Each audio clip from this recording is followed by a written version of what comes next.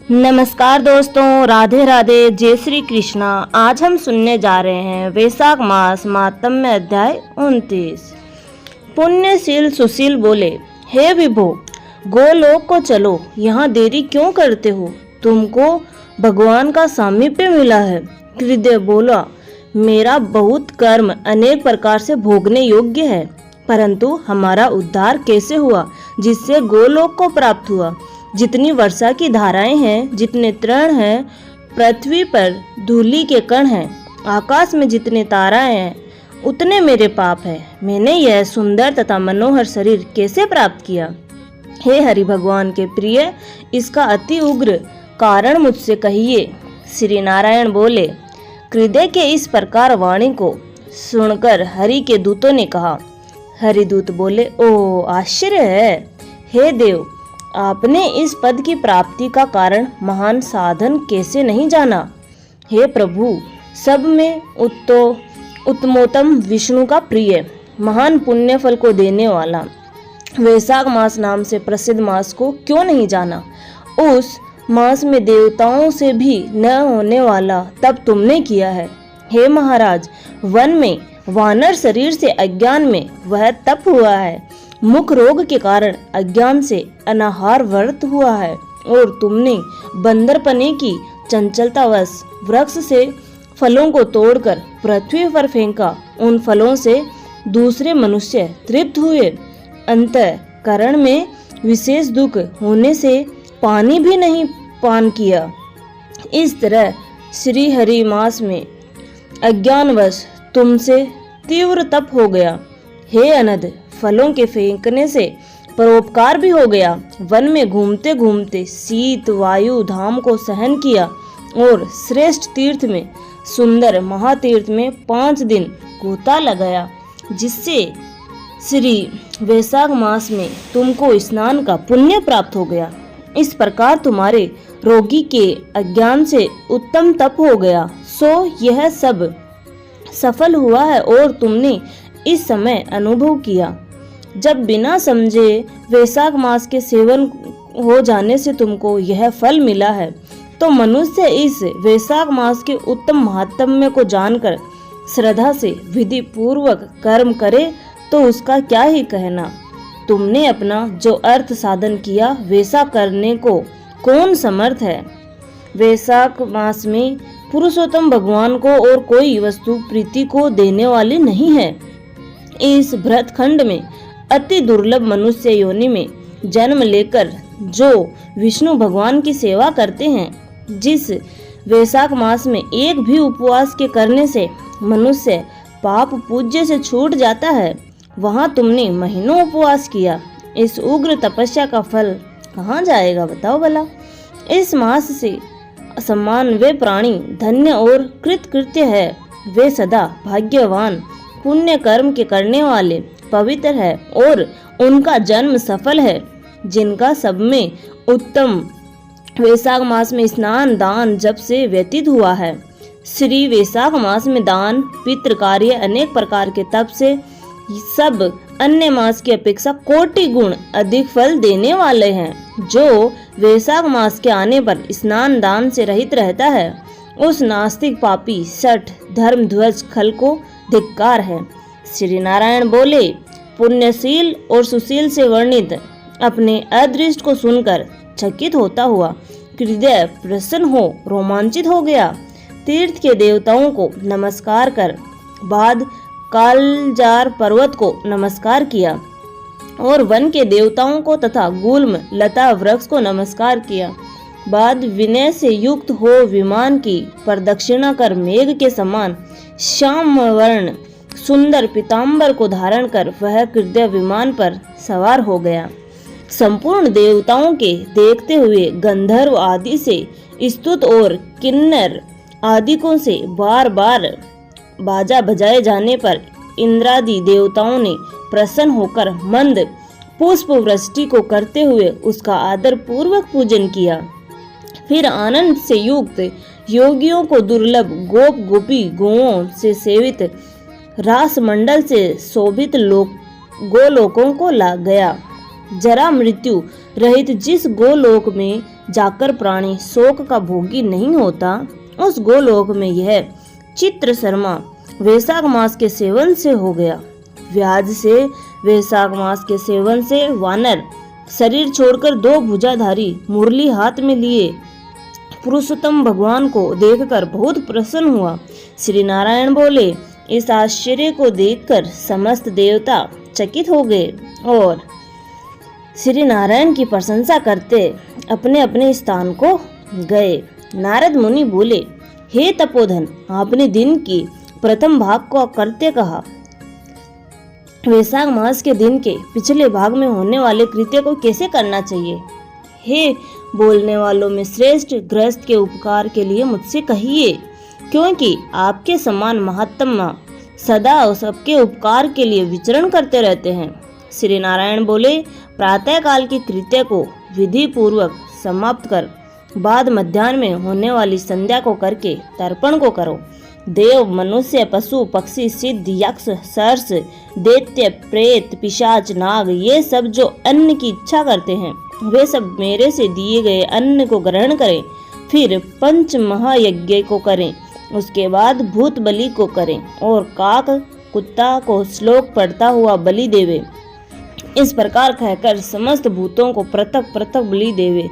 फिर विधि पूर्वक आचमन कर प्रसन्न होकर श्रद्धा से अतिथि प्राप्ति के लिए गो दुहने के समय तक द्वार का अवलोकन करें। यदि भाग्य से अतिथि मिल जाए तो बुद्धिमान प्रथम वाणी से सत्कार करके उस अतिथि का देवता के समान पूजन करें और यथाशक्ति अन्न जल से संतुष्टि करें।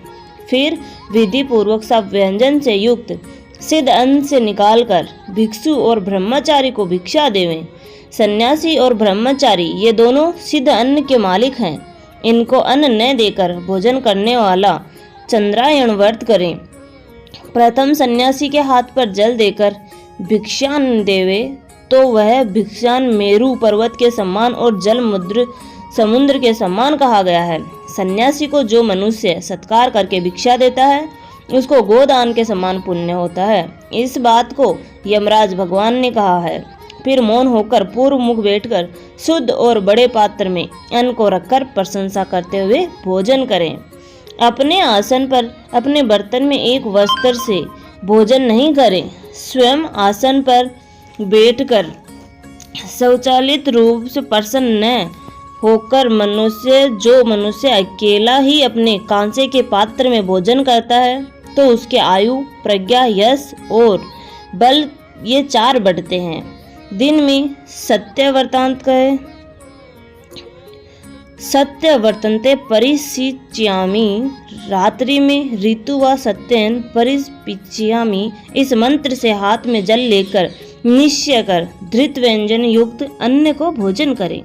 भोजन में से कुछ अन्न लेकर धर्मराज को कहे, चित्रगुप्त को देकर भूतों को देने के लिए यह कहें, जिस किसी जगह स्थित भूख प्यास से व्याकुल भूतों की तृप्ति के लिए व्याथ सुख यह अक्षय अन्न आवे। प्राणाय, अपानाय, व्यायानाय, उदानाय तथा समानाय कहे। प्रणव प्रथम उच्चारण कर अंत में स्वाहा पद जोड़कर घृत के साथ 5 ग्रास जीवा से प्रथम निगल जाएं। दांतों से न दबाएं।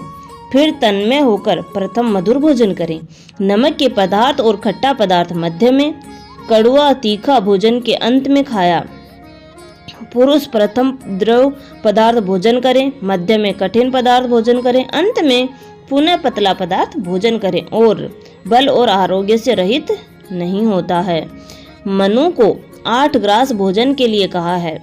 वानप्रस्थाश्रमी को 16 ग्रास भोजन के लिए कहा गया है और ब्रह्मचारी को अपरिमित ग्रास भोजन करने के लिए कहा है। द्विज को शास्त्र के विरुद्ध भक्ष्य, भोज्य आदि पदार्थों को नहीं खाना चाहिए। शुष्क और बासी पदार्थों को विद्वानों ने खाने के अयोग्य बतलाया है। धृत दूध को छोड़कर अन्य वस्तु सशेष भोजन करें। भोजन के बाद उस शेष को उंगलियों के अग्रभाग में रखकर अंजलि जल से पूर्ण करें। उसका आधा जल पी जाए और अंगुलियों के अग्रभाग में स्थित शेष को पृथ्वी में देकर ऊपर से अंजलि का शेष आधा जल विद्वान उसी जगह इस मंत्र को पढ़ता हुआ सिंचन करे। ऐसा करने से ब्राह्मण पाप का भागी होता है। ऐसा न करने से फिर प्रायश्चित करने से शुद्ध होता है। मंत्रार्थ रोरव नरक में पीप के गड्ढे में पद्म अर्बुद वर्ष तक वास करने वाले तथा इच्छा करने वाले के लिए मेरा दिया हुआ यह जल अक्षय होता हुआ प्राप्त होता है। मंत्र पढ़ के जल में सिंचन कर दांतों को शुद्ध करें। आचमन कर गीले हाथ से पात्र को कुछ हटाकर उस भोजन स्थान से उठकर बाहर बैठकर स्वस्थ होकर मिट्टी और जल से मुख हाथ और शुद्ध करें। 16 कुल्ला कर शुद्ध को मुख सुख से बैठकर इन 2 मंत्रों को पढ़ता हुआ हाथ से उदर को स्पर्श करें। अगस्तस्यम कुंभकर्णम च शनीचम च वंडवानलम आहार परिपापकार्थम स्मरेबधिम च पंचमम अतापि मारिते येन तपामो निपाचित समुद्र शोषितो येन स मेघस्तस्य परिसदतु। अगस्तस्य कुंभकर्ण शनि बड़वानल और पंचम भीम को आहार के परिपाक के लिए स्मरण करें। जिसने अतापी को मारा और वातापी को भी मार डाला, समुद्र का शोषण किया, वह अगस्त्य मेरे ऊपर प्रसन्न हो। इसके बाद प्रथम मन से श्री कृष्ण देव का स्मरण करें। फिर आचमन कर तांबुल भक्षण करें। भोजन करके बैठकर ब्रह्म श्री कृष्ण का उत्तम मार्ग के अविरोध उत्तम शास्त्रों के विनोद से विचार करें। बुद्धिमान अध्यात्म विद्या का श्रवण करें।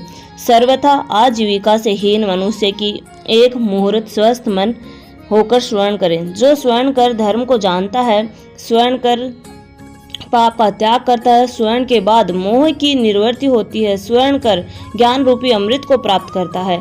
नीच भी श्रवण करने से श्रेष्ठ हो जाता है और श्रेष्ठ भी श्रवण से रहित होने से नीच हो जाता है। फिर बाहर जाकर यथासुख व्यवहार आदि करें और सर्वथा सिद्ध को देने वाले श्री कृष्ण भगवान को मन से ध्यान करें। सूर्य नारायण के अस्ताचल जाने के समय तीर्थ में जाकर वहां गृह में ही पैर धोकर पवित्र वस्त्र धारण कर संध्या की उपासना करें।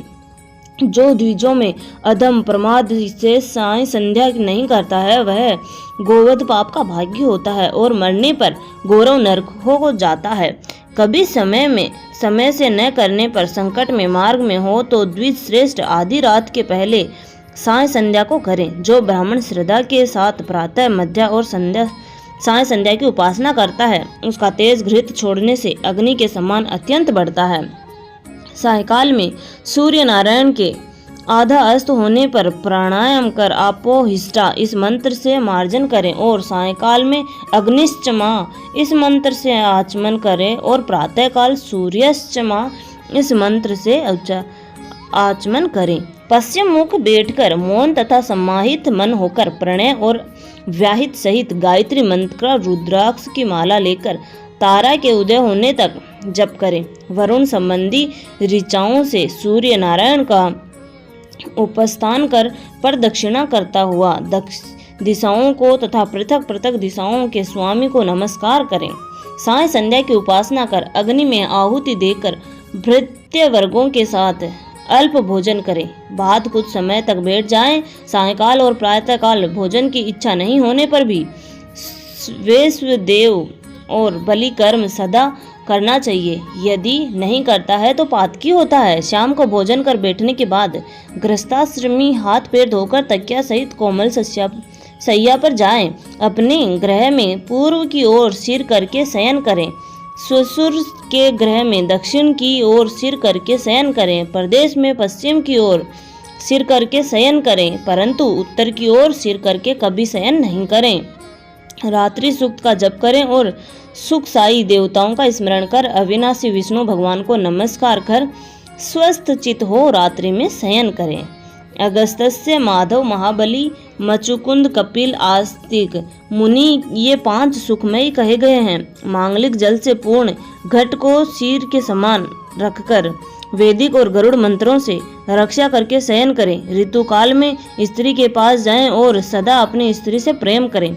व्रतिरीति की कामना से पूर्व पर्व को छोड़कर अपनी स्त्री के पास जाएं। प्रदोष और प्रदोष के पिछले प्रहर में वेदाभ्यास करके समय व्यतीत करें। फिर 2 पहर शयन करने वाला ब्रह्मतुल्य होने के योग्य होता है। यह सब प्रतिदिन के समस्त कृत्य समुदाय को कहा। गृहस्थ श्रमी भली भांति इसको करें और यही गृहस्थ आश्रम का लक्षण है। अहिंसा, सत्य वचन, समस्त प्राणी पर दया, शांति, यथाशक्ति दान करना गृहस्थाश्रम का धर्म कहा है। पर स्त्री से भोग नहीं करना, अपनी धर्मपत्नी की रक्षा करना, बिना दी हुई वस्तु को नहीं लेना, शहद मांस को नहीं खाना, यह 5 प्रकार का धर्म बहुत शाखा वाला, सुख देने वाला है। शरीर से होने वाले धर्म को उत्तम प्राणियों को करना चाहिए। श्री नारायण बोले, संपूर्ण वेदों में कहा हुआ यह उत्तम चरित्र गृहस्थाश्रम का लक्षण है। हे मुने, इसको लोक के हित के लिए संक्षेप में लक्षण के साथ आपसे मैंने अच्छी तरह कहा है। धन्यवाद दोस्तों, आशा करती हूँ आपको ये जानकारी पसंद आई होगी। ऐसी ही जानकारी प्राप्त करने के लिए आप हमारे चैनल को सब्सक्राइब करें, लाइक शेयर कमेंट करना ना भूलें। धन्यवाद।